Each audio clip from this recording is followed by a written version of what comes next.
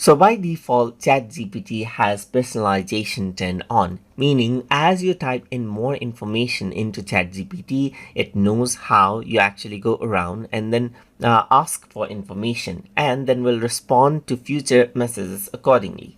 So if you want to go around and turn that off, so whenever you type a new message, it treats it as a new message, you need to go around onto your profile right here and then go around onto settings. So once you do that, over here you can see that under the general section there's the personalization option and memory is option. So this ChatGPT will become more helpful as you chat, picking up the details and preferences as tailored to its response towards you.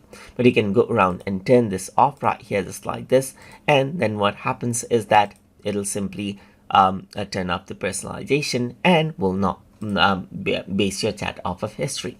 You can go around and turn it on again, as you can see right here from over here as well, and then manage out the memory as you want right here. So as you chat, the details and preferences will be shown right here, as you can see right here. And here you can clear the ChatGPT's memory from over here as well, and the memory will be cleared just like this. So that is how you can go around and utilize memory for personalization right here inside of ChatGPT. So hope you guys learned something as always. And as always, please like, comment, share, and subscribe.